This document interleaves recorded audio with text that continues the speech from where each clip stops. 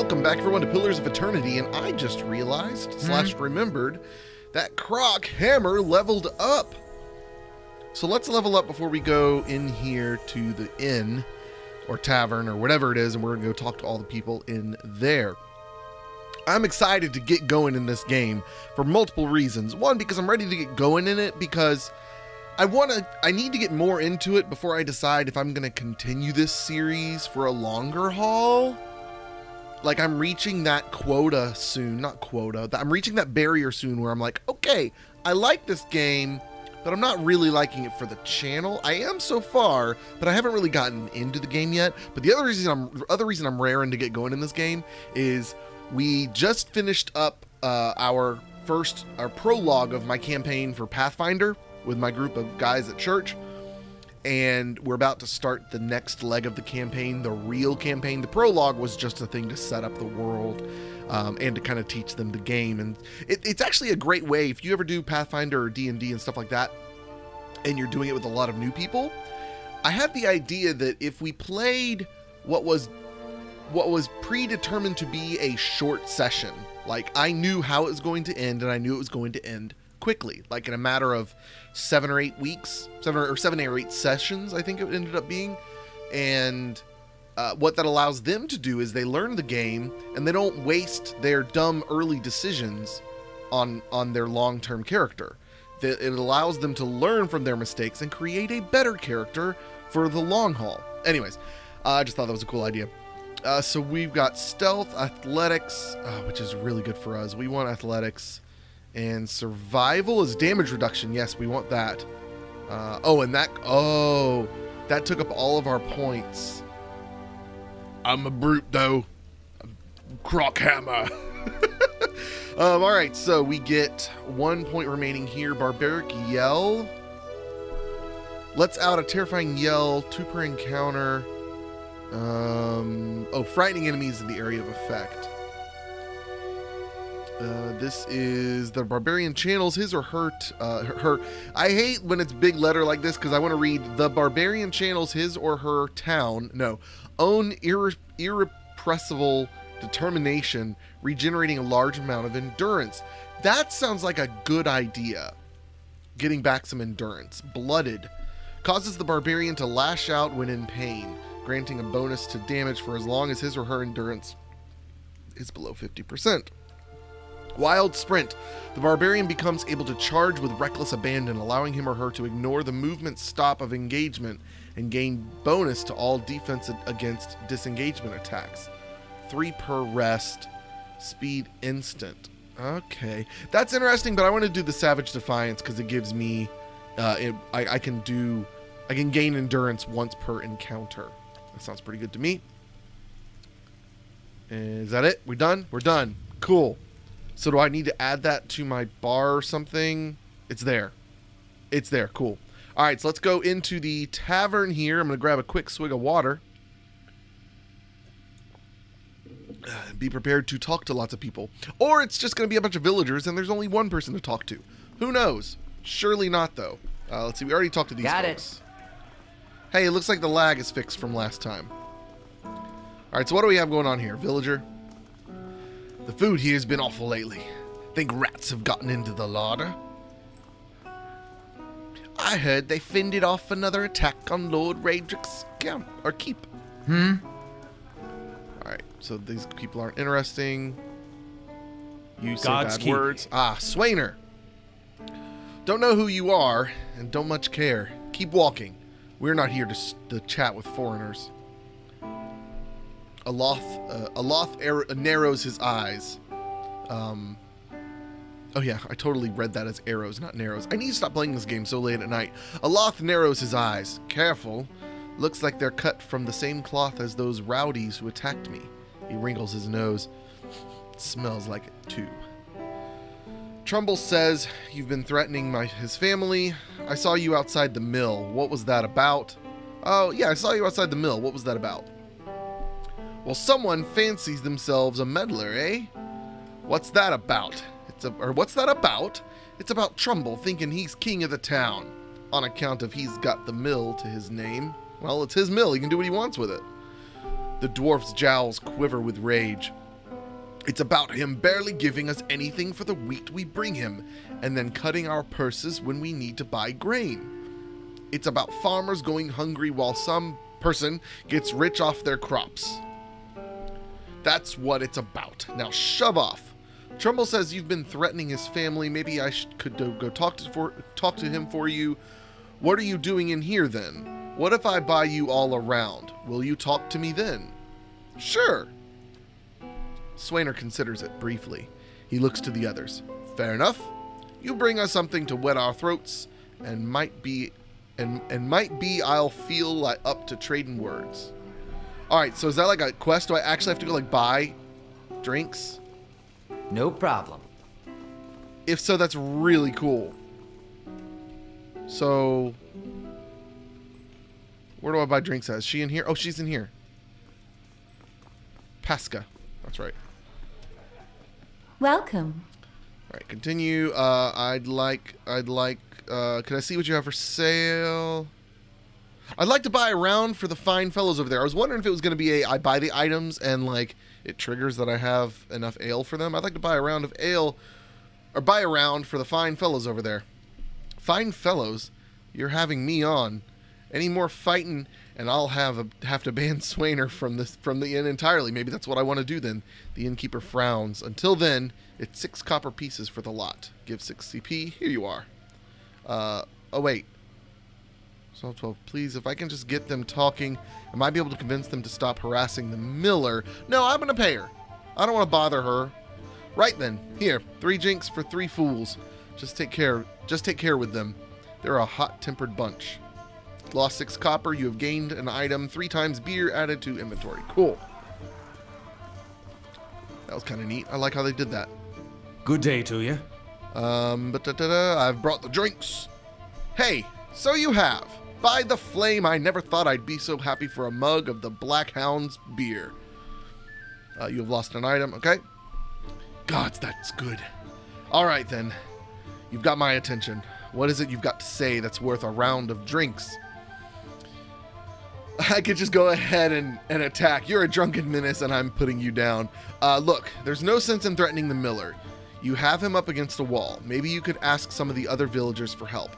Maybe you could tell me more about what's going on. Yeah, I'm going to go with that first line. I like that. Look, there's no sense in threatening the miller and his family. You have him up against a wall. Maybe you could ask the other villagers for help. Swainer eyes you for a few long moments, drinking deep from his mug. Then he sighs. You're right. Yes. Things go on like they are. We're just going to end up hanging from the tree out there. He looks to his comrades.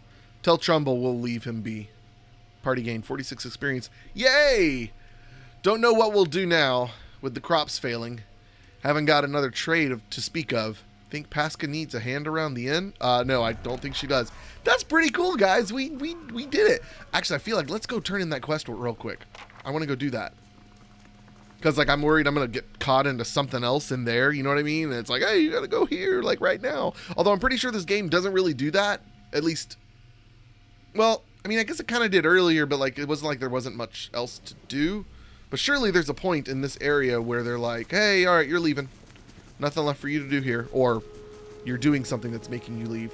So let's see if I can remember. I think it was this place right here. Was that Trumbull's? Okay. Oh, let's go on a map. Windmill, up here. Over here, boys. Can they pathfind that far? Let's grab a drink while they do. Yes, they will. Oh, that's fantastic. The water's really good too, but it's fantastic. These are the jokes, folks. Monks have powerful unarmed attacks. Alright, so Trumbull, what you up to, bud? Hello. You're back. Have you had any luck with Swainer? I spoke to Swainer. And what did he say? I've convinced him to leave your family in peace. Why, that's great news. I wasn't sure you'd get through to him. They're out of their minds with drink half the time. Party gain 302 experience. Total quest experience 396. That's nice. When you get miniature chunks of experience throughout a quest, it tells you, hey, this is what the quest netted you total. I owe you a great debt here. Or I owe you a great debt. Here, he pulls a coin purse from his hip and pushes it towards you. Today's earnings, to show my appreciation. And you can be sure I'll let everyone know what you've done for me. Glad to help. Keep it. It only cost me 6. I'll take it for the experience. Yeah, keep it. You're having a hard enough time. You're a generous soul, friend, and we'll have you to thank for making it through the coming year. Safe travels, and may you find favor with the gods. That makes me feel good that you can do that. I love it that I have the option to just say, no, I don't want it. Seriously, though, what did it cost me? 6 gold points or copper? 6 copper points? Whatever it is. And I got experience for it. I'm okay with that. So, map. Boom. Boom. Go here. Walk. Drink. Water. Empty. That's nice that they let you do this. Although for that matter, just let me click on the map and say, hey, I want to go here and go in that building. And then poof, you're there. Like, let me do that load screen instead of 2 load screens, I suppose. All right, so we dealt with them. There's a little halfling here, it looks like. You work here? You just coming to town? Kids like you seem to do all right.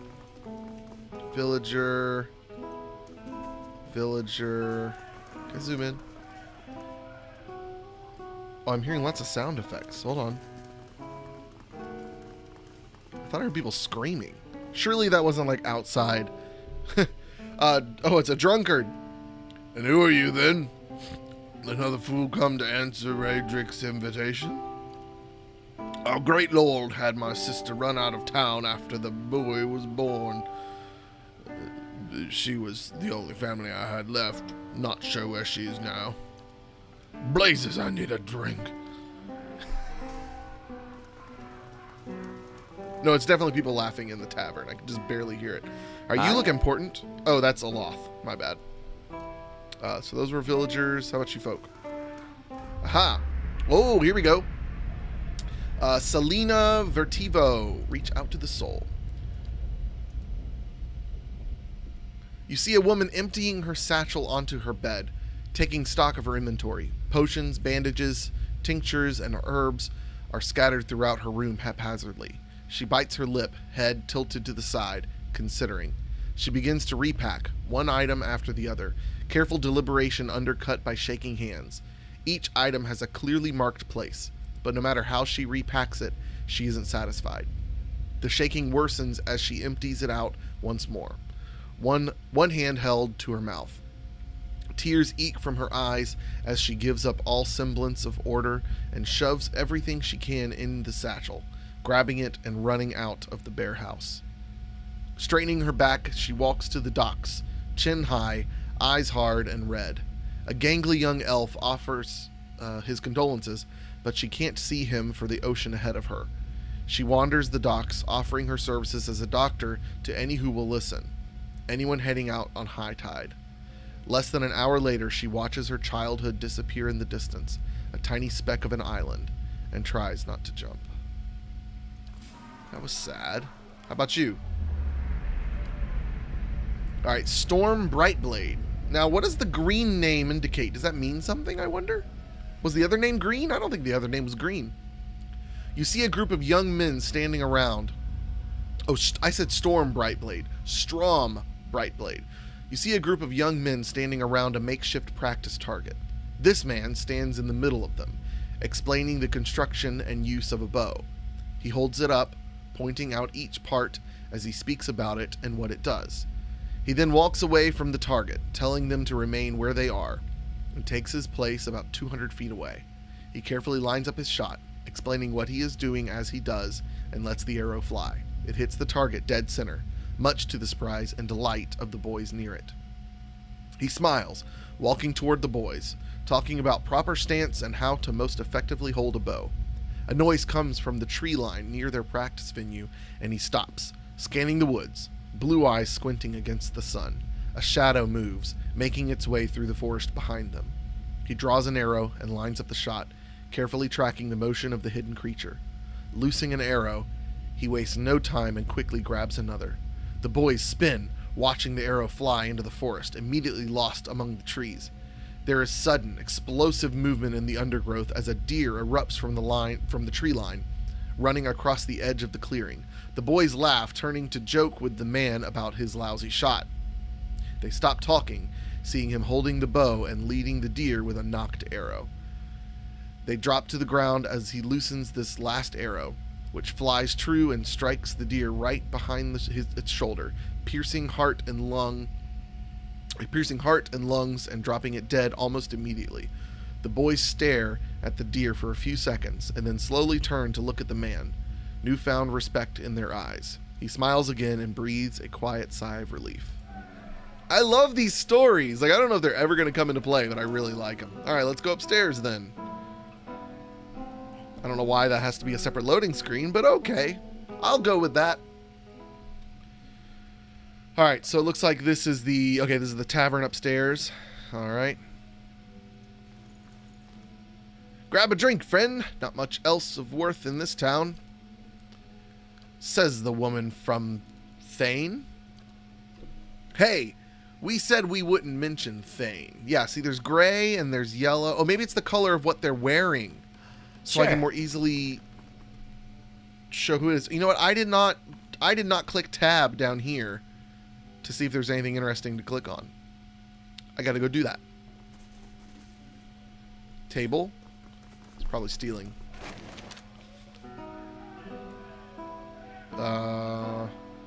Development of a Crucible Knight Part 2 Senior Ranks. How is that not stealing? Alright, what's this keg over here?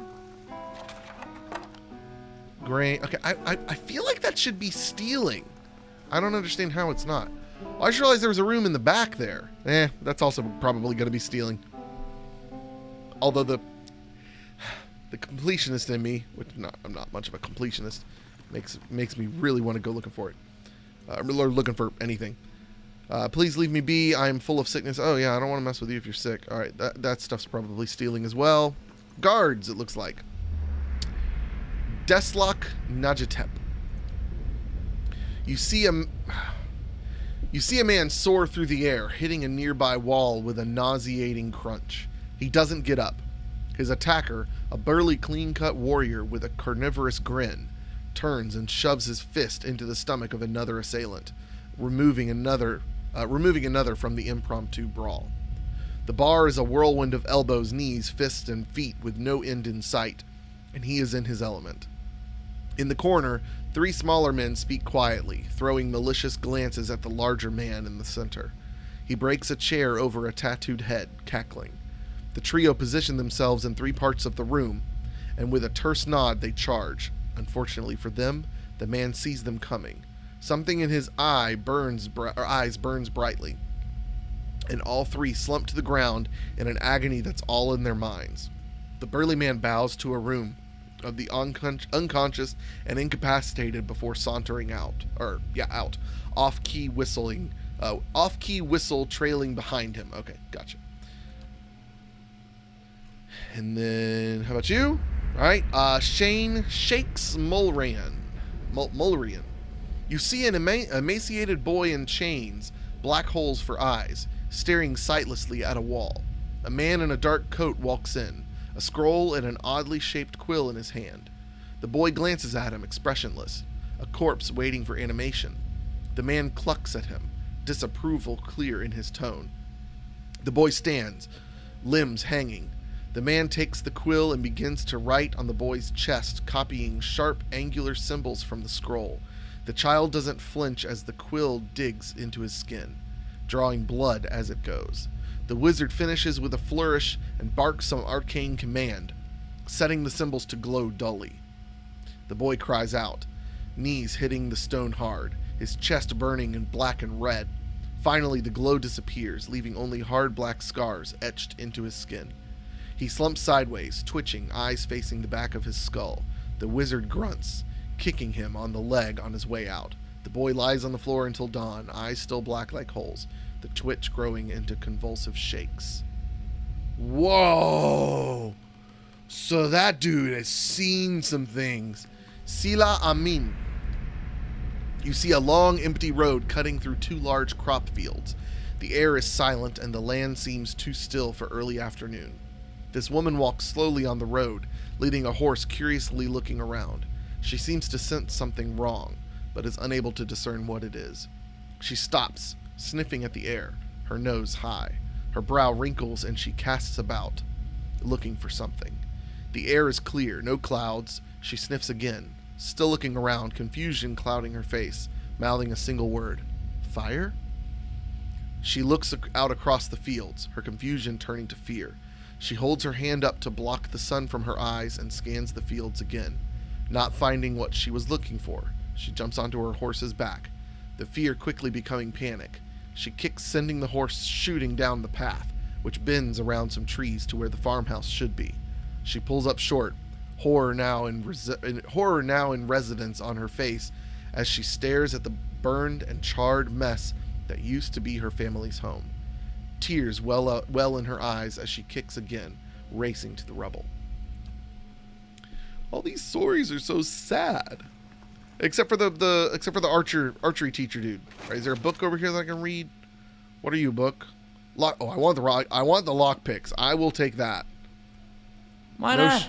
No, I don't want to. No, I don't want to pick locks. It's not who I am. Black Hound. These bones are covered in tiny bite marks. Oh, this hound stares intently at the covered window, head cocked as if waiting to hear a particular sound. It looks up when you approach and whines a low note, tail wagging slightly. Pet the dog. The dog's tail thumps happily against the floorboards. Oh, doggy. All right, we got a door to go through here. Something interesting, perhaps. Not to sound disappointed in everything else that's happened in here. I just thought it was going to be something. But I mean, talking to more of those people and I did do that quest, so this wasn't a total waste. And we had lots of visions and whatnot. Oh, we're just up here. Okay, well, we're going to call it an episode there. I'll take a look at the quests and stuff before I start the next episode, and we will be on our way somewhere to do something. Well, thanks for watching. We'll see you next time. Adios. Goodbye.